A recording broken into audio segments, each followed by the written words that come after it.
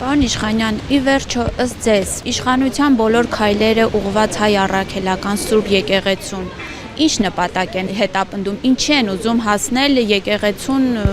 հոգևորականներին վարկաբեկելով, եկեղեցին զավթելով, հովանավանքը կոնկրետ այս դեպքում։ Նպատակը կարելի է գտնել օգոստոսի 8-ին Վաշինգտոնի այդ նախաստորագրված հռչակագրի մեջ 8-րդ կետում, որտեղ Նիկոլ Փաշինյանը խոստացել է, որ պայքարելու ծայրահեղականության դեմ։ Իսկ ո՞րն է ծայրահեղականությունը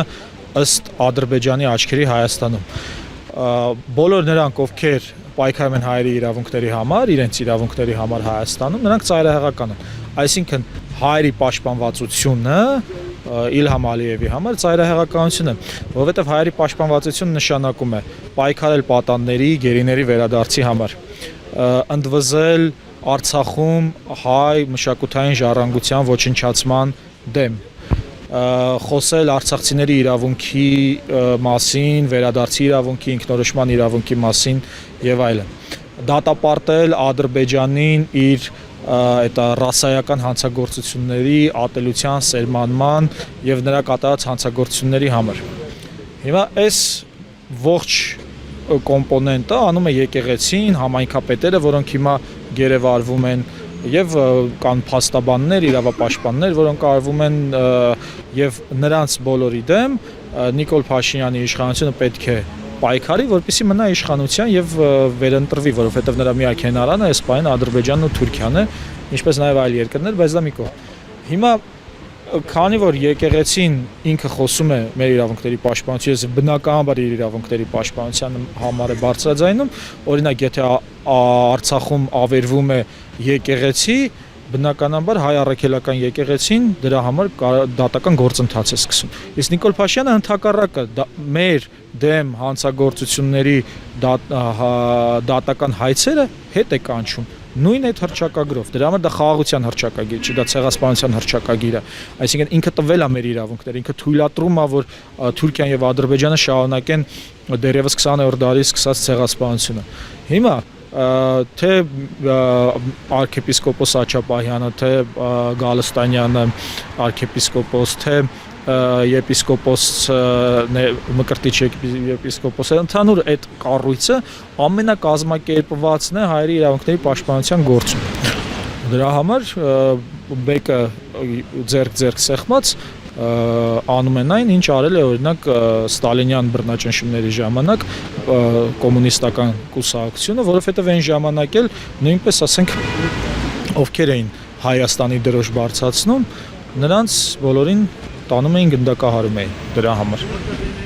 Ինչքան կարող է առաջ գնալ իշխանությունը բռնելով իր դեմ, իշխանության դեմ քայլեր անող խոսող ընդդիմադիրներին, համայնքապետերին, նաև եկեղեցու հոգևորականներին։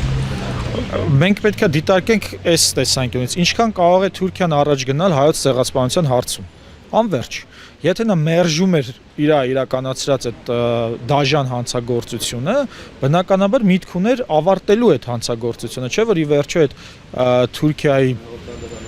պետական գործիչները ասում էին, որ մենք չենք արել ցեղասպանություն, բայց եթե արել ենք, լավ ենք արել։ Այս էր իրենց մոտեցումը։ Հիմա, քանի որ այդ ժխտողականությունը հասել է նրան, որ կարողացել են Հայաստանում ձևավորել իրենց ուզած իշխանությունը, որը կհրաժարվի հայոց ցեղասպանության ճանաչումից, հետևաբար Թուրքիան ստացել է կանաչ լույսը շարունակելու այդ ցեղասպանությունը։ Իսկ ցեղասպանությունը նշանակում է, որ միտք կա բնաջնջելու որոշակի խմբի բոլոր անդամներին, այսինքն Թուրքիան միտք ունի ընդհանրապես հայ չլինի աշխարհի երեսին, ինչով զբաղվում է նաև Նիկոլ Փաշինյանը այսօր որպես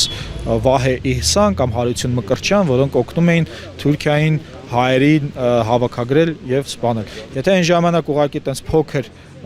բաժին էին կազմում այդ մարդիկ, հիմա պատկերացրեք